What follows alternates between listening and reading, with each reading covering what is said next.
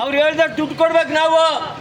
ಉಣ್ಣಂದ್ರೆ ಉಣ್ಬೇಕು, ಎದ್ದೋಳ ಉಪವಾಸ ಅಂದ್ರೆ ಉಪವಾಸ ಇರ್ಬೇಕು ಅಂತ ಕಾಲ ಬರ್ತೈತೆ. ಖಾಸಗೀಕರಣ ಆಯ್ತು ಅಂದ್ರೆ ವಿದ್ಯುತ್ ಕರೆಂಟೇ ಇಲ್ದಂಗೆ ಆಗ್ತೈತೆ. ಅವ್ರು ಹೇಳೋದು ದುಡ್ಡು ಕೊಡ್ಬೇಕು. ಆದ್ರಿಂದ ನೀವೆಲ್ಲರೂ ಇದಕ್ಕೆ ಜೋಡಿಸಿ ಮತ್ತಷ್ಟು ಶಕ್ತಿ ಬರಬೇಕು.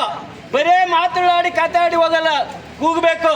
ಡೆಲ್ಲಿಗೋ ಬೆಂಗಳೂರಿಗೋ ಕೇಳ್ಸಂಗೆ ಕೂಗ್ಬೇಕ್ರಿ.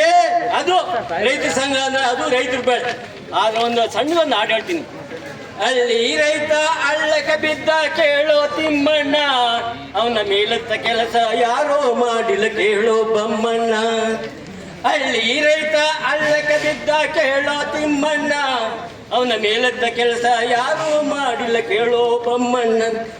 ರೈತರು ರಾಷ್ಟ್ರದ ಬೆನ್ನೆಲುಬಂತ ಭಾಷಣ ಬಿಗಿತಾರೆ, ರೈತರು ರಾಷ್ಟ್ರದ ಬೆನ್ನೆಲುಬಂತ ಭಾಷಣ ಬಿಗಿತಾರೆ. ಇವ್ರು ಗೆದ್ದೋದ್ಮೇಲೆ ರೈತನ ಬೆನ್ಮುಳೆ ಮುರಿತಾರೆ. ಏನ್ ಮಾಡ್ತಾರೆ? ರೈತನ ಬೆನ್ನು ಮುಳಿತಾರೆ. ಮುರಿದೋಗೈತೆ ರೈತರದ್ದು. ಏನಿಲ್ಲ, ಉಸಿರಿಂದ ಆಡ್ತಾ ಇರ್ತೈತೆ ರೈತರು.